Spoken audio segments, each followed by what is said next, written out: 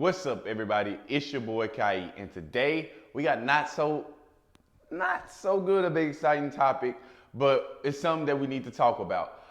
So, as you can see in the title, I have lost one of my Airbnbs.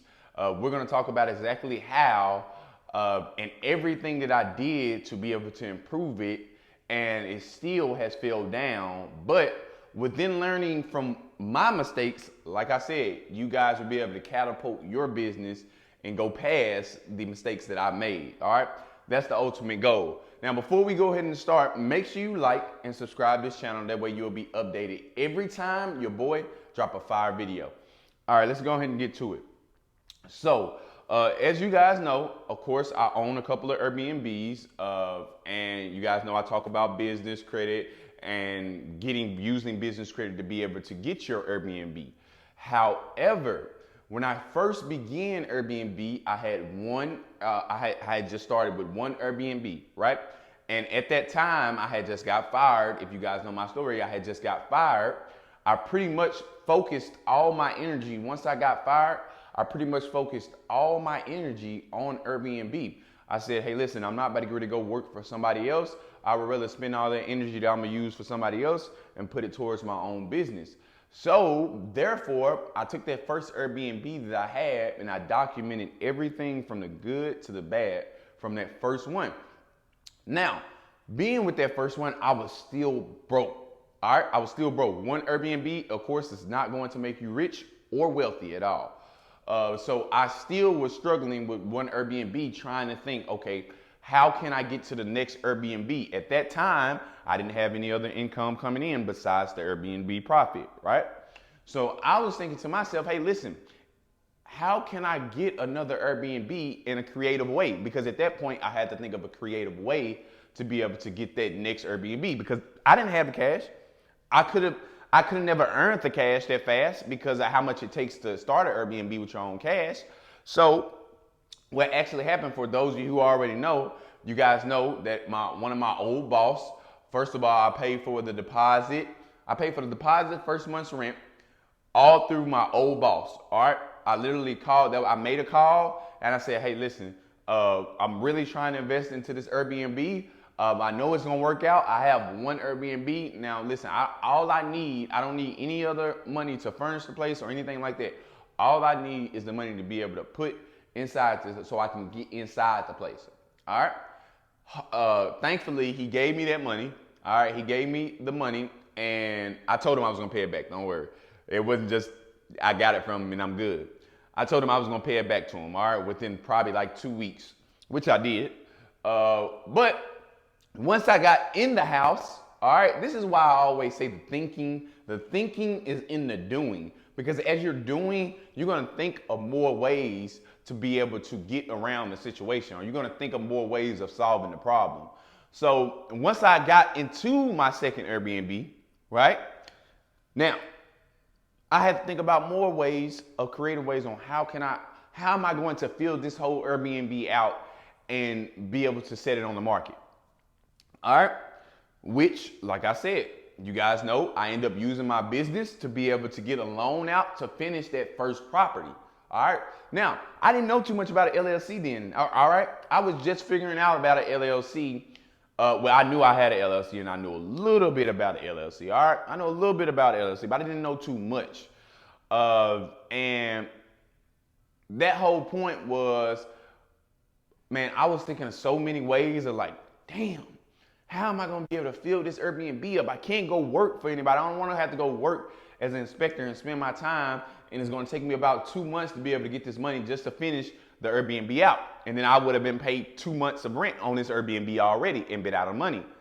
So I had to think of another creative way. I said, well, listen, I have my LLC, I have a business account, and I have funds transferring through that business account, right? So of course, I did what I teach you guys within my channel and YouTube and Facebook, all that, etc. Okay, I did that, got the business loan. They loaned me out. I think it was $4,800 for my business. All right, and that was from my overall revenue. All right, they took my overall revenue, how long I was in business, and I think one more requirement. It was pretty much easy to get approved for it. Got that approved. Man, I fully furnished the house up very nice out in Texas. All right. Now, the only problem is, like I said, this video is about me losing my Airbnb, which that's the Airbnb I'm talking about in Texas. As you guys know, I have a couple of Airbnbs in Memphis, and I also have some in Texas, now moving out to Houston. But for my second location, the second location branch I have got, all right, when I got that second location, immediately, probably after, and I'm telling you guys, this is why I tell you guys a lot that you can select the beautiful house. You can go out on the market and find like a house that looks very different than a lot of houses on the block, right? And you thinking to yourself like, man, this house looks different. I can put a lot of different stuff inside here for Airbnb, and it's gonna set it off, and my Airbnb listing is going to explode, right? Not going to happen. Not going to happen. Why is that? Because like I talk about a lot on my channel, a lot of people are starting to know about Airbnb. It doesn't matter how well now that is a key factor on how good your place looks inside, but that's not one of the main key factors that comes into play when we're talking about profit, okay? Because when we're talking about profit, the most important thing that I talk about is location, right?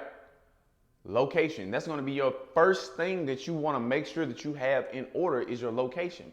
Because if you do not have your location in order, you can have that beautiful house and you can have everything inside that beautiful house. But if there are 280 other houses that are competing with that house, you're competing with 280 people. What are the likely chances do you think of your place getting booked? All right. Even if you think that your place is the most upkept place or the most best looking place, all right? It's not going to be a big factor, okay, on your place looking good as much as it is with location. What do I mean by location, Kai? And why did I lose my second Airbnb? Well, now I still have the Airbnb, but it's currently getting pushed over to where I don't have it, okay?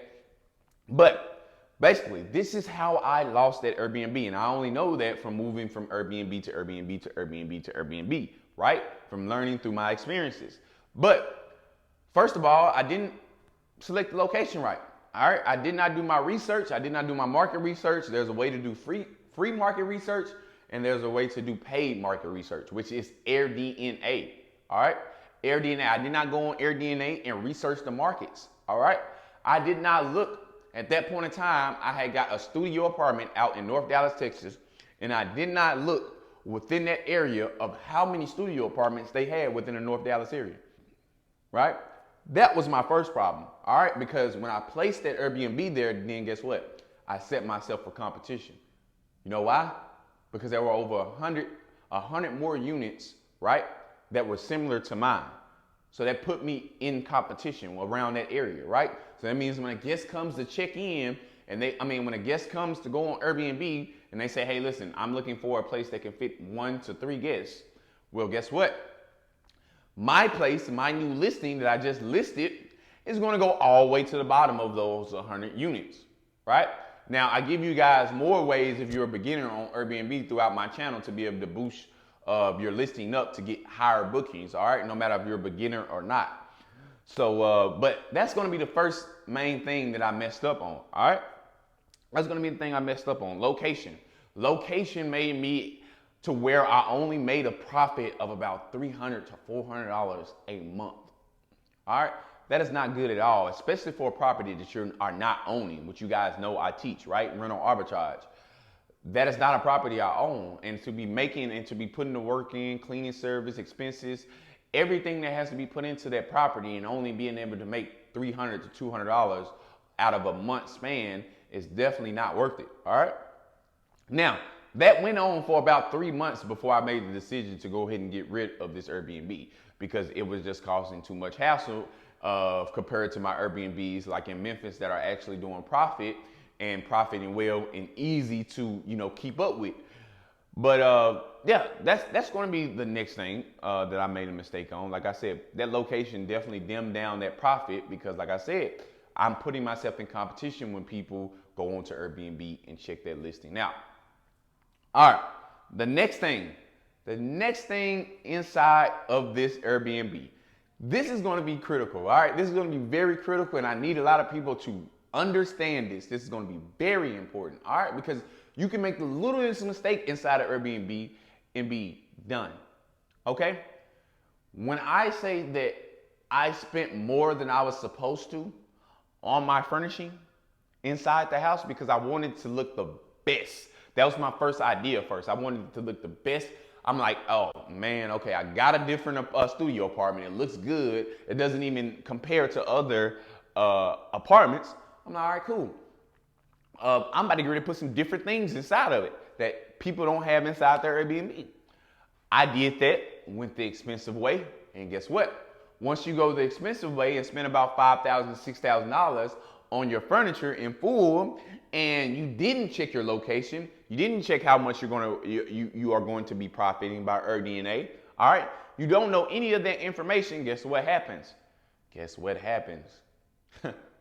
That money that you spent, if I spent $5,000 on furnishing, guess who now has to pay that back in the back end, right? So that means I didn't start receiving profit until after I paid that furnishing cost off. Are you guys getting what I'm saying? I spent $5,000 fully furnishing a place. Set the listing. As soon as I set the listing, automatically when I start getting bookings at the end of that month, if I only have $2,000 worth of profit, I first have to pay my furniture off that I spent on the property before I can start beginning to profit. Now, some people will put themselves in a position where they spend a lot of money on furniture and then literally you guys are not making any profit until probably 6 months, 7 months down the line, which is not good at all, right? That's one thing that I definitely want to keep you guys ahead of the game on. Definitely do not make that mistake. I made that mistake. I will never make that mistake again. I know now, and hopefully I saved you guys time on it. All right? This is not a good topic to talk about, you guys. I really hate talking about this subject on losing my Airbnb, but it's just something that we have to talk about on this channel. I'm going to be full out raw and honest because this is what I have to be able to make sure that, you know, people are not perceived like, oh, I'm just this great person and I don't make mistakes in business. I do, just like everybody else does. But the only difference is I want more people to learn from my mistakes, all right? That's all that is. But yeah, so like I said, location, what else did I say? Furnishing, save your money on furniture. What is one other thing? I have one other thing in my head that I know I really made a mistake on. Now, I will say this, and this is just something I learned now, and it's a big factor, but it's not a big factor, okay? Because it's something I put in place probably a month ago. But even though I put it in place a month ago, my profit has only went up about probably about $650 a month, which that's not bad at all, okay? But like I said, when you consider the expenses and everything you have to do with the property, sometimes it's just not enough compared to other properties that you're getting profit off of, okay? Now, the next thing I want to go ahead and hop on. Y'all, I literally just had it in my head. I'm gonna let it pop up real quick. All right. This is okay. Pricing strategy, right? Now, like I said, pricing strategy is going to be able to increase your volume of booking. Know that, all right? I've tried it several times, and there's other successful people inside of Airbnb that also try it, okay? Do it, all right?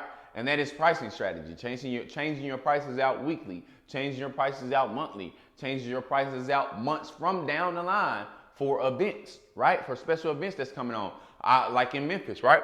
They have Memphis in May. When Memphis in May comes, guess what?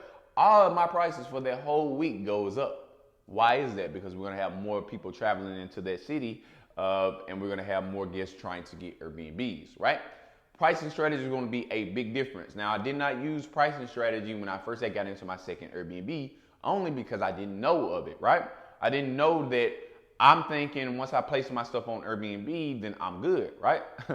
Airbnb got it from there. You know what I mean? But that was not the case, especially with people getting more and more into Airbnb. That was not the case. So you have to just learn how to switch your prices out and pricing strategy. And if you guys really want to know what the pricing strategy does, I'll give you guys a good example. I talk about this a lot on my channel. When you decrease the price on Airbnb, if I have my price set at a normal price on Monday, right? If I have it set at 178, right, on a regular. If I take that 178 price down on Monday, take it all the way down to $100, what Airbnb is going to then do, they're going to take that listing, boost that listing up to show out to more people. That way you can have a higher booking rate, right? Now, when you ask yourself, if I do that one time with one day, with just Monday, what happens when I do it to Monday, Tuesday, Thursday, Friday, Saturday? I hope you guys got that. All right. That was a lot of exclusive game right there. I literally only have that information inside my ebook, which is Demand Your Market. If you guys wanted that, I will have that down below in the description. I also have Rich Secrets, which comes with over 40 trade lines to be able to help your business out from start to finish. All right. But that is going to be it, you guys. That's it for the video. Like I said, we are definitely not stressing about this lost Airbnb. I'm just thinking about more ways of multiplying the one that I lost and improving. That's it. And hopefully you guys are aiming for the same thing. And that's pretty much it, you guys. This is Kai Gibson. Make sure you subscribe to the channel, and I'll see you guys next time.